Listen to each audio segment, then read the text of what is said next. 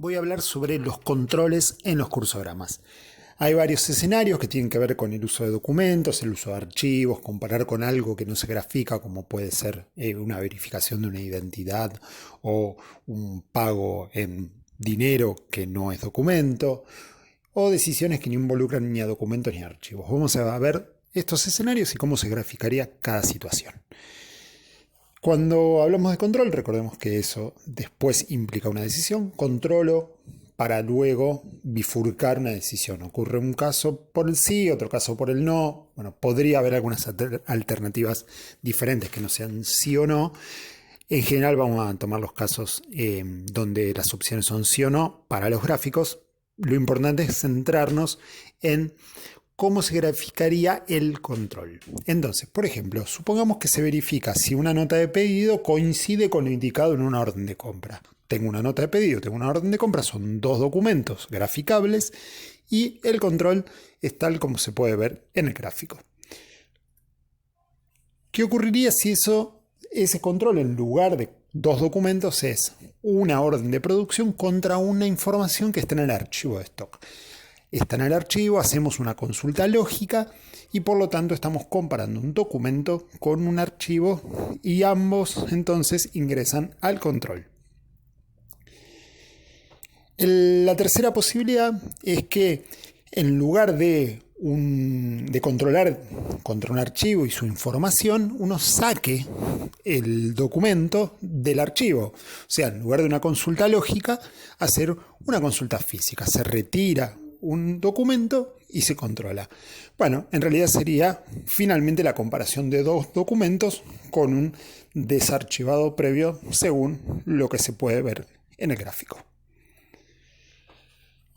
Otro control puede ser contra algo que ocurre de la realidad. Por ejemplo, controlar si el monto del pago realizado coincide con la factura.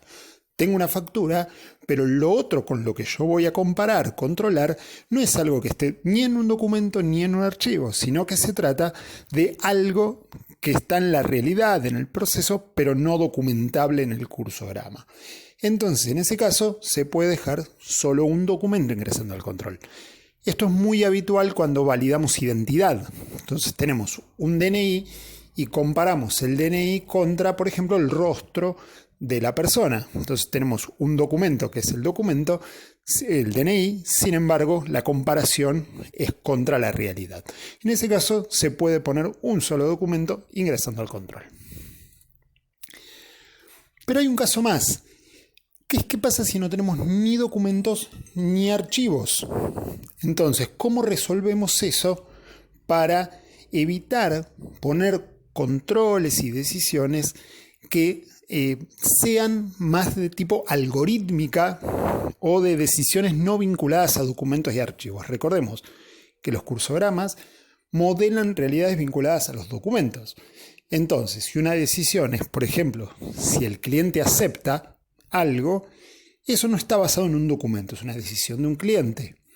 Por lo tanto, no hay ni documento ni archivo. Yo podría poner un rombo de decisión o un control previo que diga si el cliente acepta, estaría involucrando una decisión más de tipo algorítmica o de un diagrama de actividades y no de un cursograma orientado a documentos. Por lo tanto, en ese caso no debe ir un control. No existen controles de decisiones que no tengan obligatoriamente relación con documentos y archivos.